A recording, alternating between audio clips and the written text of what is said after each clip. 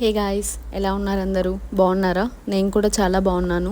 మీకు నా వీడియోస్ నచ్చినట్టయితే నా ఛానల్ని సబ్స్క్రైబ్ చేసుకోవడం మర్చిపోకండి. ఆఫ్టర్ సో మెనీ మంత్స్ నేను ఒక వ్లాగ్ షూట్ చేశాను, like luggage packing and daily routine in Singapore అనమాట. నేను ఇక్కడికి వచ్చే ముందు ఏమేం ప్యాక్ చేసుకున్నాను, ఎలా ప్యాక్ చేసుకున్నాను అనేది మీతో షేర్ చేసుకుంటున్నాను. వీడియో స్కిప్ చేయకుండా ఎండ్ దాకా చూసేయండి. ఫస్ట్ అయితే ట్రాలీ అండ్ లగేజ్ బ్యాగ్స్ అన్నీ బాగా క్లీన్ చేస్తున్నాము. ఎందుకంటే దగ్గర మేము ఇండియాకి వచ్చి 8 months దాకా అవుతుంది. సో అన్నీ మంచిగా క్లీన్ చేసి ప్యాక్ చేయడం స్టార్ట్ చేశాను. యాక్చువల్లీ ప్యాకింగ్ చేయాలంటే నేను చాలా లేజీ అనమాట.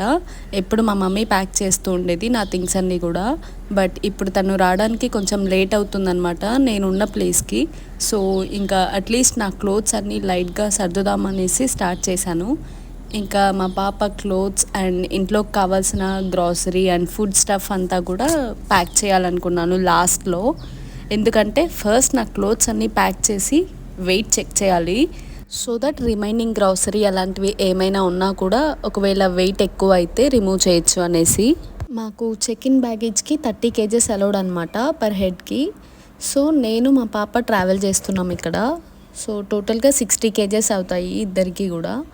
ఇంకా 14 kgs దాకా క్యాబిన్ బ్యాగేజ్ ఉందన్నమాట వెయిట్. ఇది అందరికీ సేమ్ అనుకుంటా. ఇంకా మేము క్యాబిన్ బ్యాగేజ్లో క్లోత్స్ ఎక్కువగా పెట్టేసి గ్రాసరీ, మెడిసిన్, ఇంకా కొన్ని కిచెన్ రిలేటెడ్ థింగ్స్ అన్నీ కూడాను చెక్ ఇన్ బ్యాగేజ్లో పెట్టేశాము, సో దట్ వెయిట్ సరిపోతుందనేసి. క్యాబిన్కి వెయిట్ ఎక్కువ లేకపోవడమే బెస్ట్ అనుకుంటాం కదా, సెక్యూరిటీ చెక్స్ దగ్గర కానీ ఇంకా బోర్డింగ్కి కష్టం అవుతుంది అనేసి. But end of the day మనం ప్యాక్ చేసేసరికి క్యాబిన్ బ్యాగేజ్ కూడా ఫుల్గా సర్దేసి ఉంటాము. ప్రతిసారి ఇలానే జరుగుతూ ఉంటుంది. మా హస్బెండ్కి మ్యాంగోస్ అంటే చాలా ఇష్టం అనమాట. సో కొన్ని తీసుకెళ్తున్నాను ఇలా ప్యాక్ చేసుకొని. డైరెక్ట్గా మ్యాంగోస్ని అలానే ట్రాలీలో పెట్టేస్తే అందులో ఉన్న క్లోత్స్ అండ్ థింగ్స్ అన్నిటికీ రబ్ అయ్యే ఛాన్సెస్ ఎక్కువగా ఉన్నాయనేసి ఇలా కాటన్ బాక్స్లో ప్యాక్ చేసి ట్రాలీలో పెట్టేశాము. చెక్ ఇన్ బ్యాగేజ్లో అయితే డ్యామేజ్ అయ్యే ఛాన్సెస్ ఉంటాయి అనేసి ఇలా క్యాబిన్ ట్రాలీలోనే ప్యాక్ చేసేసాము. మా మమ్మీ వాళ్ళు వచ్చేసారు నా దగ్గరికి. ఇంకా మా క్లోత్స్ కొన్ని ప్యాక్ చేసేవి ఉంటే అన్నీ ప్యాక్ చేస్తున్నారు. అండ్ ఇంకా కొన్ని ఆల్టరేట్ చేసేవి కూడా ఉన్నాయి, స్టిచ్ చేసేసింది అన్నీ.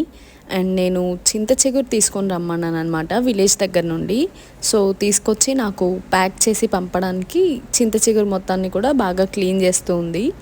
ఇది ఒక 6 months దాకా కూడా స్టోర్ చేసుకోవచ్చు అనమాట. నేను ఇది ఎలా స్టోర్ చేసుకోవచ్చు ఏంటి అనేది కూడా నేను ఒక వీడియో పోస్ట్ చేశాను.